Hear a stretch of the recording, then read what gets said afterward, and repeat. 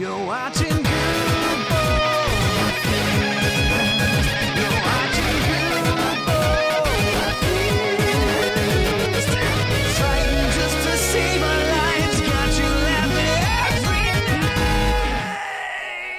night. Hello guys, welcome back. Another episode of the Mindcrack server here. As always, this is Jason. I have no idea what I did with my armor. Here it is. So I have not had a chance to play in a couple of days. I have been extremely busy the last few days, and as a result I have not got to spend much time here on the server. I've had a doctor's appointment like almost every day of the week. Where's my boots? Boots are a different chest. I should really get a better enchant on both of those. They're just really sad. Yeah, I've had a doctor's appointment every morning this week, pretty much, just different various things. I had an eye infection before going to PAX, and I had taken antibiotics for it, oral. Yeah, you did. Oral antibiotics, and I had eye drops too. And I thought it had been mostly healed, but it wasn't quite completely healed. And that was like a knot in my eyelid. And so I went to the doctor about that, and she was like, "Oh, we gotta cut that out. We gotta cut it out right now." And I was like, "Okay, we gotta cut it out right now," which freaked me out, you know, because obviously when someone talks about cutting anything anywhere near an eyeball, it's like, no, God, no, please don't. So she sent me to the eye doctor, and I talked to him, and he was not as panicked and seeking urgent use of the scalpel as my doctor was, thank God. And I convinced him that we should try alternative medicine. That's not what I convinced him of, but I did ask him if there was anything else we could do, and he basically said I could put a hot compress on it for a week and see if anything changes. So far nothing's changed, and I'm really fucking scared.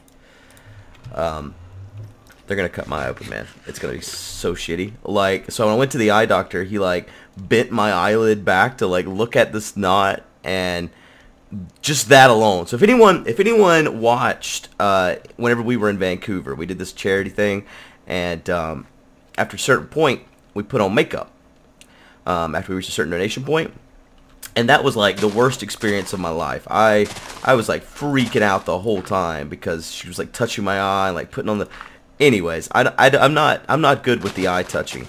So the thought of you having, and I asked him to explain to me exactly how the surgery goes. He's like, well, you know how I just bent your eyelid back? And I'm like, yes, please don't remind me. Oh my God, it sucks so bad. He's like, well, first we do that. It's like, oh God. And then we fucking cut it open from the inside of the eyelid, not just like we're gonna. I don't know where would have been better. I don't know. I wish they had like come in through the anus and found a secret passage through my earlobe or something. But that's not what they're gonna do. They're gonna fucking rip my eyelid backwards on itself and then cut that shit open. And this is not how you make what I need to make. And it's just the whole thought of all of it is terrifying to me. So there you have it. And you're not like they don't put you to sleep or anything. You're just fucking there watching them come in with the scalpel to rip your eyelid open.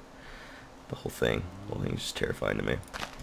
So I do not have a plan today. I've been working on the children's hospital over there, and I want to finish what I've been working on before I put that video out. So we're not going to go over there today, and the next episode will probably be over there. Speaking of the Children's Hospital, if you are not already aware, we are doing these episodes in honor of the Children's Miracle Network Hospital through Extra Life charity, extralife.org. That's actually extra-life.org, if you want to be technical about it. So far, we've raised $12,315 since I started doing this. And my pledge has been for every $500 we raise, I will make an episode here for you guys to enjoy. And so far we have made 22 of those episodes for a total of $11,000. So that means we are 2 episodes remain. So this is one of the 2, and after this only 1 episode will remain, and then I will never speak to you guys again. That's not really true. But also during a period after we'd raised our first 10,000, for every $1,000 Kurt raised, I said I would do an episode. We've done one of those episodes, so 2 more episodes remain with hopefully Kurt in the episode as well. I'd like to get Kurt back and let's try for that water temple again. I don't know if him and I will ever succeed there. Speaking of water temples, Paws mentioned the other day that he wants to check out a water temple because it's about the only thing he hasn't done in vanilla Minecraft, and he's always complaining that there's not enough things in the game that are adventure based, and then when they add stuff adventure based, he hasn't even done it. He's a big hypocrite, that guy. So anyways, he's gonna join me, and we're going. He said he would find the temple because I already told him. I was like, I found 2, man. I think my luck is can't ask for much better luck than that. So he said he would find the next one, and we're supposed to do that. So hopefully that'll be soon if he finds the temple.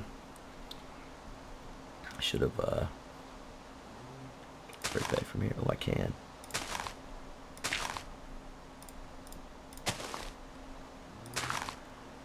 Okay.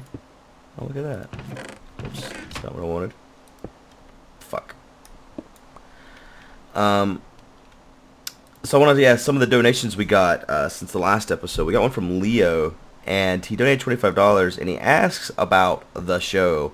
And if you're not familiar with the show, it is also known as Space Engineers, but I think from now on it is actually known as the show because unfortunately Space Engineers has become a game that is unplayable. And it coincidentally enough happens to have happened right after they started doing Medieval Engineers, and it seems like, I don't really know, this is speculation on our behalf, but it feels like what has happened is they're focusing on Medieval Engineers now, and they're very similar code, right? So it feels like they've added a lot of code for Medieval Engineers that's not necessarily working well with Space Engineers multiplayer. The game has become completely unplayable. It's a laggy mess. So unfortunately we are not doing Space Engineers currently because we can't. But the show has gone on the road. Leo's question was, will we ever have any other guests, other Minecrackers, or other people in general joining us for the show? And I could see that happening, especially now that the show has gone on the road. As a result of Space Engineers not being playable, we've decided to play other games with the same crew and to carry on the same storyline. So, if you're familiar with the show, we're, a couple of space engineers in outer space working on space-related things. And now we have left space, and you're just going to have to wait and see where we've gone. But it's still the same story. We're still the same space engineers, and we've only left space temporarily to do other things that space engineers do. Don't question what it is that space engineers do. So yeah, there's that. And I'm actually really excited for this because that's not what I want. Because it was becoming a problem with actually playing that game with the lag and stuff like that. So now we can wait for them to update the game or continue to break the game. It doesn't really fucking matter now because we're not going to worry about playing it, right? And that's unfortunate because we were all having so much fun playing the damn game. But it's unplayable, sadly. What can you do? Cry. That's what you can do. Very sad.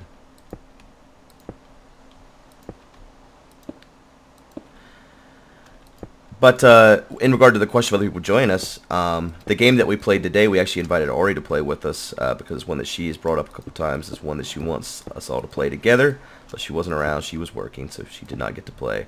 But to answer the question of is there a possibility of having guests in the show, yes, that is possible. And it almost happened today, but it didn't. So I'll change this to slab, or not slabs, stairs.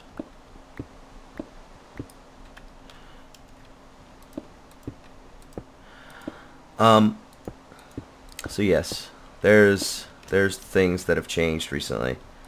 Oh, I guess another thing that's changed recently is our trademark is finally a thing.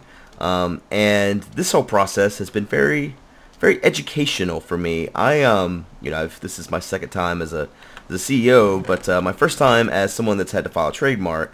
In my previous business, it didn't make any sense, or there was no need for a trademark. There wasn't something that, you know, I was gonna have to enforce some kind of thing on people that were violating my trademark. I did file some copyright, so I do have some copyrights in the Library of Congress, but trademarks are a thing that I've never had to file before now.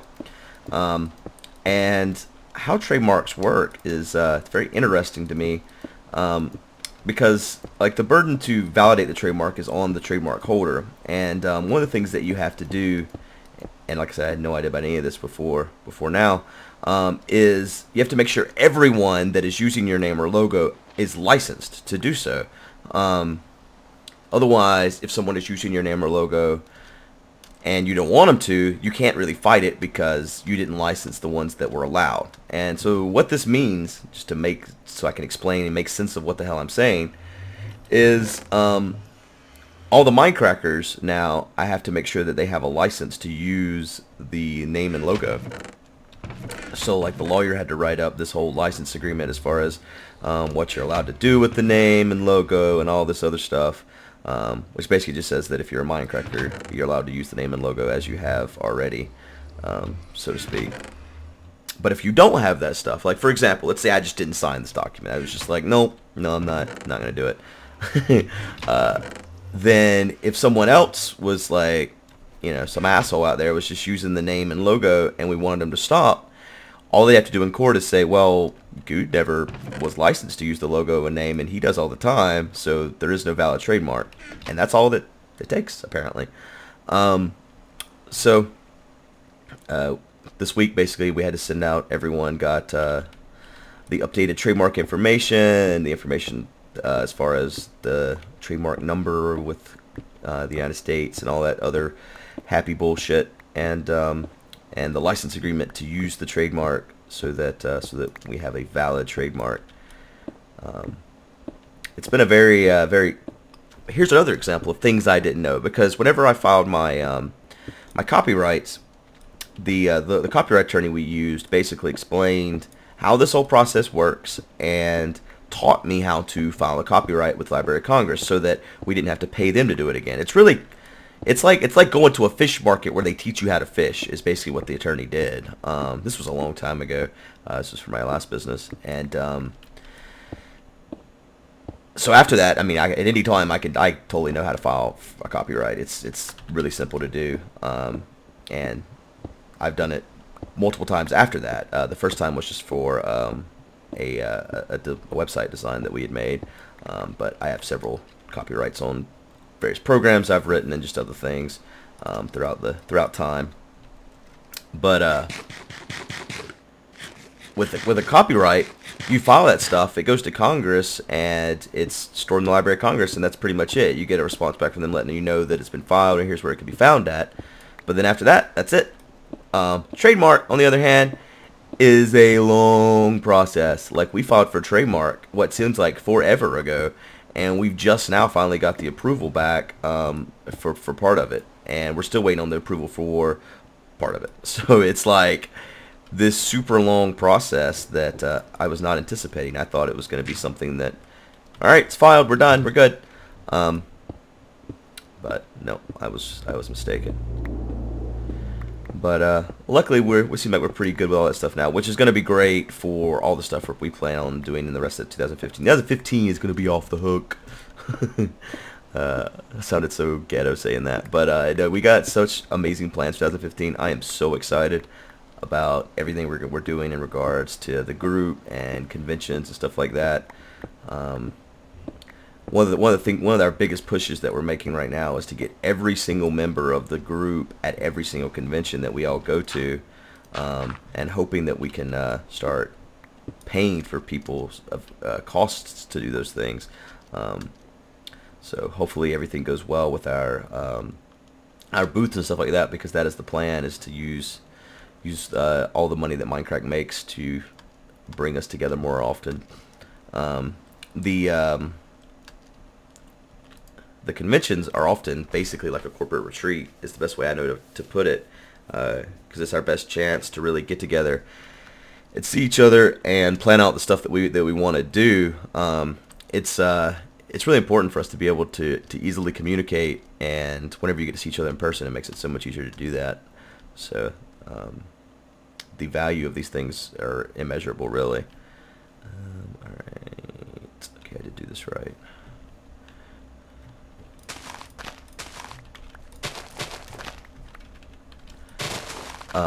But stuff like the booths and stuff, after finding out the prices on those, we had the only time we'd ever considered doing a booth in the past was at Minecon. And speaking of Minecon, they recently announced the tickets are going on sale here at the end of March 27th or something like that, I believe. So hopefully I'll be able to see a lot of you guys there. I've already bought my plane tickets and all that stuff, and I know that there's a lot of us going. Some of us already have got our hotels and all that good stuff set aside, so it's I want to make sure that this, you can differentiate between the two.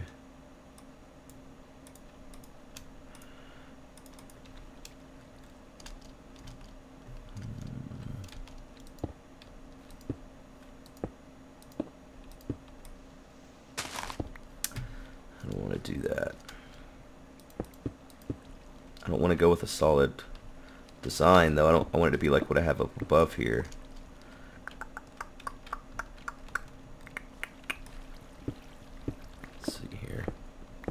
This down.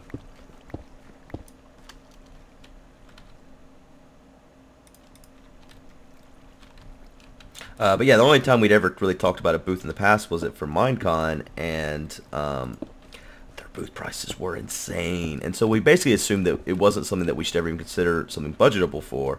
And then comes PAX, and we've been working with Game Wisp and talking to other people too there that have booths, and found out what the prices for PAX booths are, and we were like, holy shit, this is totally doable. So once we made that realization, then we figured out, well, what do we want to do? Should we even have a booth? Does this make sense? And so we basically tested that at PAX East by basically using the Game Wisp booth as our own, and they were totally okay with that. They knew going in that we were going to be heavily using their booth for stuff, and to see if we wanted to have a booth in the future. And we basically used that time and realized that we definitely want to have a booth in the future. And what that means for you guys is, if you go to these conventions, we are so much more accessible whenever you know where we're at. So like what we found is, like, by hanging out at a central location, which normally ends up being like the Twitch booth, it's really easy for you guys to come and see us. So what we've realized is that booths are awesome, and that for fan service, basically we look at these conventions as fan service, because no one goes to these conventions to make fans. You'd be stupid to do that. You have to assume the people you're going to be meeting there already know who you are for the most part, because you're not going to see enough people that you're going to like really create any significant number of new fans as a result of your presence there. Oh Jesus, I ran out of stairs. I was like, why is this block's placing wrong?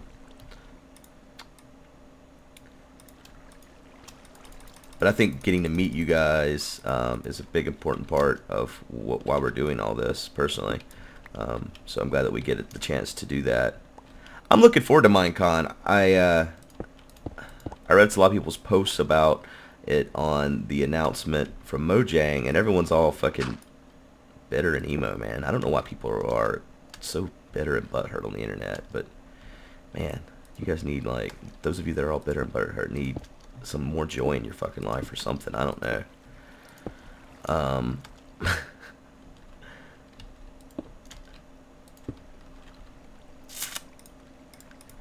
But everyone's just like, oh, look, remember the dedicated Wham guy? I intimately remember that kid, because he, Just Vaughn will remember him well too, because Just Vaughn ended up helping me get him to go away, because he was like, I feel like an asshole now. Whenever you're at Minecon, it's different from any other convention. If you ever want to meet me, don't meet me at Minecon, because I won't remember you. I won't remember we ever met, for the most part, that is. I mean, there's a couple people that I met, like, at our party and stuff, and slightly a different case, because was in a different situation, but most part at Minecon, I won't even see your face. I'll see whatever card you hand me to sign. I will sign it, and then I will move on to the next person in line, and that's the shittiest feeling in the world as someone that goes to these things to actually meet and hang out with people, because you do not get that type of ability at Minecon. But this particular kid, you know, he was all right. You know, went through the line, talked to him, and everything was like normal. And then after that, he stood beside me, and somebody else would come up, and I'd start talking to them, and he would just interrupt them in the middle of the conversation. And I eventually told him, I was like, "What you're doing right now is actually really rude, because other people are trying to have a conversation with me, and you keep interrupting them. So I'd appreciate it if you could move on." And he didn't move on. So eventually, like I said, Just Fawn was like, he basically grabbed the kid, not like physically grabbed the kid, but he like, you know, "Hey buddy, let's go over here and talk." And he saved me, so that I could get through this line of people, which never ends. It never ends at Minecon. It's a never-ending line of people. This is coming across like I'm complaining. I am not. I still enjoy it. It is the most stressful convention though, just because, I don't know, it's like it turns you into some kind of weird robot or something. I don't know, man. It's that's not how you make that into that. Do I have any crack down here already? You got any crack down here? No, I don't have any crack. Crap.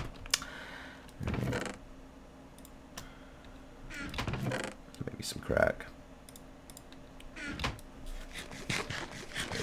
But I'm looking forward to it. We're all getting there pretty early. In June, and I'm gonna hang out for a period before that. And at all our conventions, we always host a party. All our conventions being like PAX and all these other ones, but Minecon's the only convention we've ever held a public party at, and that was a lot of fun. We totally underestimated what we were making though. What we thought we were doing was we were going to hang out with you guys, maybe sign a few autographs, and then play pool. Or not pool, bowl. We were just going to bowl. What we did do was sign autographs for 6 hours and play no bowl. We no bowl at all. Which was unfortunate because we really thought we were going to get to bowl with our fans. And we did not get to bowl with our fans. But that was fun too. So the plan is to do something similar to that at this Minecon, where we have a Mindcrack themed party. I'm hoping that we can use the knowledge we've gained from all the other events we've held at this point to maybe not have to charge as much as we did before. Basically, what happened before is we figured out the costs, and we ended up not, I mean, the goal was to not make money. The goal was to make it happen and not lose money. We ended up losing a little bit of money in the end just because some assholes did some chargebacks after they attended the event, I want to add. But there's going to be douchebags no matter where you look. So, can't help that. But other than that, it was an amazing event, and I've had tons of people ever since then come up and mention it to me as just one of their highlights from that Minecon. So I've got a location in mind, and the talks have started. So we'll see what happens. Hopefully, good things happen, and there is another Mindcrack party at this Minecon for you guys to come to. It will be something that is a ticketed event, but hopefully it's cheaper tickets than it was before. It'll all depend on what we can work out with the venue. Because again, our goal is fan service, not necessarily profit.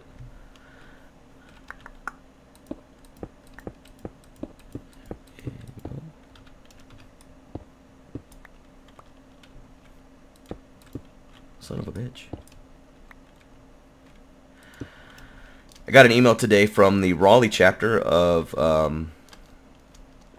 Extra Life Charity, and they let me know that in the Raleigh area we've raised over $12,000 now. There's 71 people that raise money for Extra Life in the Raleigh area. I already knew this because I alone, well, you guys alone have already raised over $12,000 in the Raleigh area. So I don't know how to find out who else in the Raleigh area. The reason I'm bringing this up is because apparently they do monthly meet and greet type things.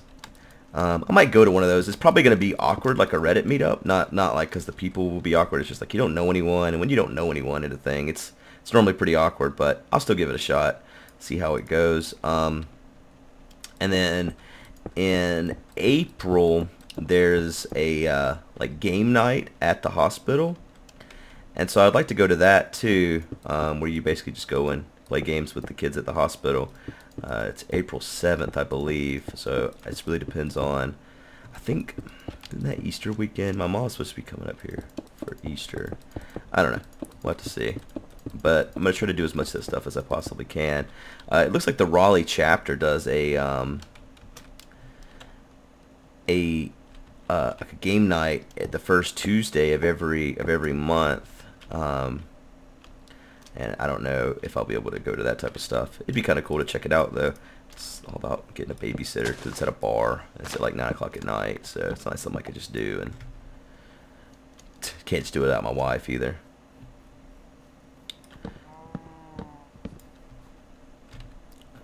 The reason why I'm chopping down these trees is I want to make a rim. I'll do a rim job around the top of that building there. I think it might look good as white stairs. I wonder if my favorite rabbit's around still. Are you him? No, he wasn't white.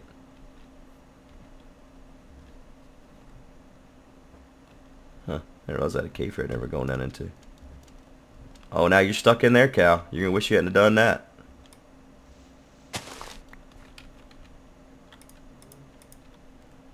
I don't know how the hell that cow got over here anyways. There was no cows on this island, I swear.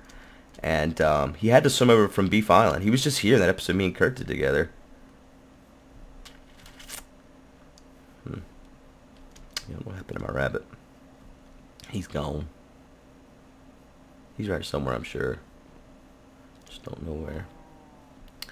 Alright, let's see how these white stairs look.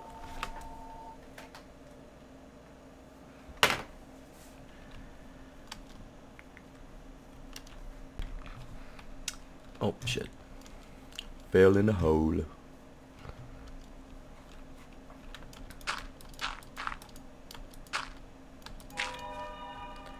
Guess I should put... crap. Well, for now, we're going to put some torches up here. I'm not satisfied with that, though. Hell, for now, we're going to put a workbench up here, too.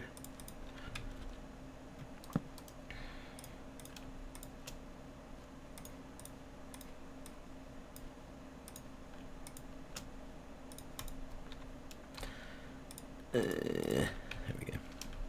I don't know how this is going to look. Well, it looks like shit, Guude. There's no good way to place stairs. Well, that's certainly not the way. I actually don't like how it looks anyways. I decided it's too light.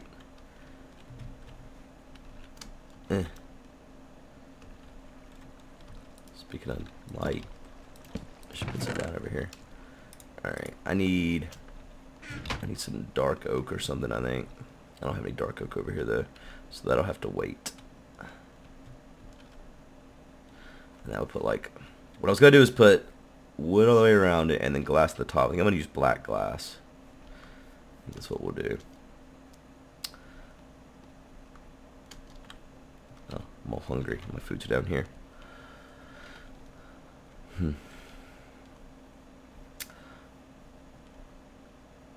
The plan with the walkway here is to continue on like this. I'm gonna have it go around.